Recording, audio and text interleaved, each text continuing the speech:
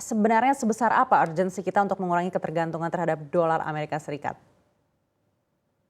Ya, sebenarnya kita tahu setiap bank sentral utama dunia ya, terutama Fed melakukan kebijakan moneternya baik ketika mereka melakukan kontraksi seperti sekarang, mereka menaikkan suku bunga dari sekitaran 0,25 sampai sekarang sekitaran 5%, itu dampaknya relatif cukup kuat, terutama ke negara-negara emerging market. Kita tahu beberapa negara bahkan sampai kolaps ya. Kita tahu seperti Sri Lanka baru-baru ini mengalami kejatuhan mata uangnya, dan juga negara-negara lain seperti kita dengar ada di Pakistan, lalu juga di Lebanon ya. Ini mungkin walaupun ada masalah di domestik mereka, ekonomi domestik mereka, salah satu faktor ini juga perubahan kebijakan moneter dari bank sentral, key bank sentral seperti Fed ya. Yang ini kita lihat sudah terjadi beberapa kali ketika mereka memperketat kebijakan moneternya seperti di tahun 2008, dan juga ketika masa dot-com di awal 2000-an, itu ada dampak yang harus kita waspadai. Jadi memang perubahan-perubahan yang dilakukan mereka baik kontraksi maupun ekspansi ini selalu membuat gonjang-ganjing, terutama di emerging market, Mbak Anneke. Baik, sebenarnya ide untuk mulai mengurangi ketergantungan terhadap dolar AS ini kan bukan ide yang baru ya, Pak David. Kita tahu ini sudah dari lama digaungkan, tapi sebenarnya realisasinya belum terlalu signifikan begitu. Apa yang menjadi tantangan dari proses mengurangi ketergantungan dolar AS ini? Ya, sejauh ini memang US dollar ini masih digunakan untuk bisa dibilang hampir lebih dari separuh ya, ketika satu negara melakukan perdagangan, invoice-nya itu menggunakan US dollar ya. Jadi ketergantungan terhadap US dollar, likuiditas US dollar juga ini sangat kuat, sangat besar di pasar ya.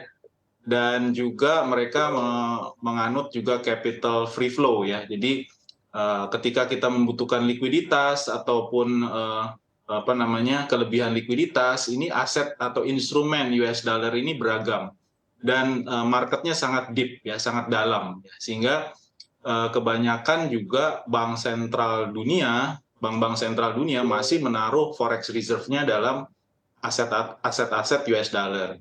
Walaupun memang dari segi porsinya memang agak menurun ya, kalau kita bandingkan tahun 99, 25 tahun lalu, dibandingkan sekarang itu ada penurunan dari 71% porsinya sekarang sekitar 59%. Tapi memang masih dominan dalam perdagangan maupun investasi global, Mbak Anneke. Baik, kira-kira momentum apa yang bisa secara signifikan langsung mengurangi ketergantungan dolar Amerika Serikat dari negara-negara berkembang ini?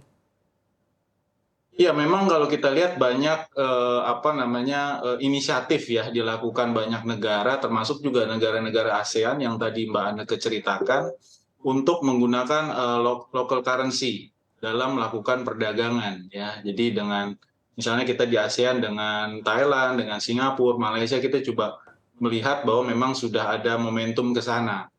Dan memang ini kelihatannya perlu waktu ya, karena perlu apa namanya, sinkronisasi juga dari sisi kebijakan maupun juga sisi regulasi di masing-masing negara yang berbeda-beda. Tapi saya perhatikan di banyak wilayah lain selain ASEAN ya, kita dengar juga BRICS, kita dengar juga di daerah di negara-negara Amerika Latin maupun di Afrika, itu juga ada tren ke sana, Mbak Nato. Baik, tapi apabila ternyata negara-negara ini sukses untuk mengurangi ketergantungan terhadap dolar AS, artinya ini akan semakin banyak juga mata uang dan semakin beragam apabila kita ingin melakukan transaksi begitu. Apakah ini akhirnya juga bisa menjadi sentimen yang negatif untuk perdagangan di dunia? Ya, sejauh ini sebenarnya secara teknologi memungkinkan ya untuk kita melakukan transaksi dengan mudah, apalagi dalam era digital seperti sekarang. Misalnya kita dengan menggunakan QR, kita bisa melakukan belanja misalnya di negara lain, misalnya di Thailand atau di Malaysia, kita bisa melakukan apa, aplikasi yang kita download ya dari internet ya. Jadi sebenarnya secara local currency transaction itu semakin mudah sebenarnya kita lakukan.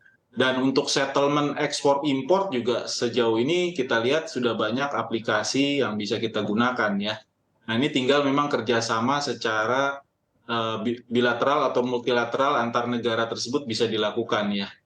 Memang ada wacana seperti BRICS ingin membuat currency sendiri, tapi menurut pandangan saya ini kelihatannya akan sulit dilakukan karena pengalaman-pengalaman apa namanya yang kita lihat di negara seperti di Eropa yang kelihatannya juga berakhir dengan kurang begitu baik begitu.